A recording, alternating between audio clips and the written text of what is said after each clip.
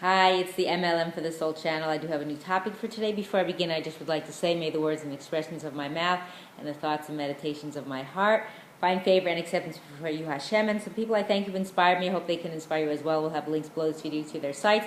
They have Rabbi Shalom Arish, Rabbi Lazer Brody, Rabbi Yosef Mizrahi, Rabbi Eli Mansour, Rabbi Elon Anava, Rabbi Yuval Obadiah, Rabbi Daniel Asser, Nisan Baruch Black, David Sachs, Rabbi Michael Skobach, Jews for Judaism, Rabbi David Usher, and Rabbi Yaron Reuven. And as well, if you've never checked out this channel before, I will have a link below this video to my first video, which explains what M.L.M for the Soul means, what it stands for, and what I'm doing. So today's topic is actually again in relation to Shavuot or Shavuos, how I pronounce it. And I'm actually posting this early because the holiday starts on Motzei Shabbat, so I can't post when I usually do. So I'm posting it a couple of days early. So this is going to be in relation to the reading of Megillat Rut, however you pronounce it, or Rut. And again, this is from Rabbi Eli Mansour, from the emails I get from him. So it's customary to read Megillat Rut on Shavuot, and several different reasons have been given for this custom. So the Mordechai, which is Rabbi Mordechai ben Hillel, in Masechet Megillah, as cited by the Ramah, which is Rabbi Moshe Isserlis of Krakow, in Darchei Moshe, explains that the story of Ruth took place during the harvest season, around the time of Shavuot, and is therefore appropriate to read the story on this holiday, because it relates to that time. So others explain that at the time of Matan Torah, the Jewish people underwent a process of, quote, conversion. For like converts, they have been obligated only in the 7 Noahide laws, or 7 Sheva Mitzvos B'nai Noach, and then committed themselves to the Torah's 613 commands. So interestingly, he brings this point in parentheses, the Hebrew word gerut, for someone who converts, has the numerical value of 620, corresponding to the 613 biblical commands plus the 7 mitzvot instituted by the sages.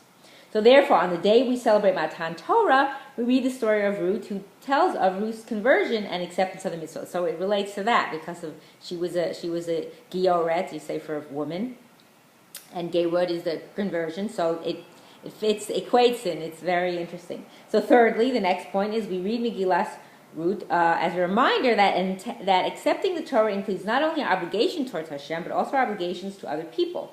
The story of Ruth is all about chesed, which is kindness. So Ruth accompanied her mother-in-law Naomi and left her homeland to be at her side.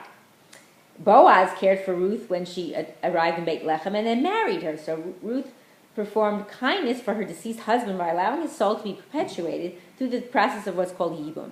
So we read the story to remind ourselves that kindness and sensitivity to other people is part and parcel of our acceptance of the Torah. So the Torah teaches us these things by what we read about what's happened. So additionally, the Megillat Rut is a story of remarkable Mesirut Nefesh, which is self-sacrifice. Ruth was the daughter of the king of Moab. Yet she was prepared to leave her life of royalty and all the amenities and luxuries it offered in order to become a Jew. This story reminds us that we need to sacrifice in order to succeed in Torah and mitzvot.